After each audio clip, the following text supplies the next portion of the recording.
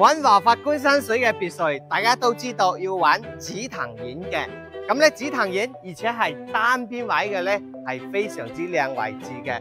咁呢間咧就係單邊位嘅一個下跌，係可以通車庫嘅。睇下我哋呢個入門口呢邊咧，前面有一個花圃啦，係比較靚嘅。咁咧入嚟咧就係我哋一個細細地一個花園仔。咁呢個花園仔咧，將近有20個平方嘅。咁咧後期咧可以整一個假山流水都係 OK。入到嚟1樓咧，先係我哋呢個客廳，連通我哋呢個飯廳嘅位置嘅。咁咧單邊位啱先所講啦，有我哋嘅採光窗嘅側邊，呢個咧係我哋嘅廚房，後期可以打開呢個門咧，廚房門咧更大一啲嘅。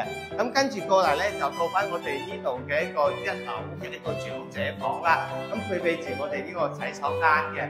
咁呢個長者房呢個空間咧，呢度咧都係有13個平方嘅，而且係一個南向嘅窗嘅。呢度1樓嘅情況，再睇翻咧我哋2樓啦。上到嚟2樓啦，2樓咧係可以做成3個房間嘅，將我哋呢個中空嘅飯廳咧就做成一個書房啦，或者咧連通呢個房間咧做成一個大嘅套間嘅。目前呢個空間咧，呢度咧接近18個平方嘅一個大嘅採光7字窗啦，光線係非常之好嘅。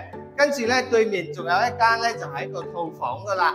咁呢個房間咧同樣佢都係東南向嘅。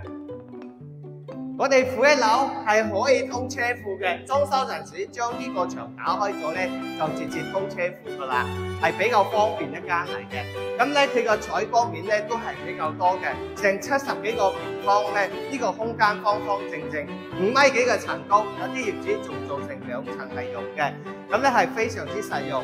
咁啊，君仔咧再為大家總結下先。我哋呢間別墅咧，上下一共係3層嘅，咁嘅建面咧係184平方啦。佢咧可以做成一個4個房間，同埋加埋負1樓嘅空間嚟用嘅。咁最靚之處咧就係我哋單邊位啦。咁單邊位有側面嘅採光嘅，所以係非常之可而不可求嘅。咁目前嘅總價咧170幾萬，你就可以擁有啦嚇。如果你近期喺度關注華發觀山水啲別墅嘅話，你不妨聯繫德賢地產君仔咧過嚟睇翻呢一間噶啦。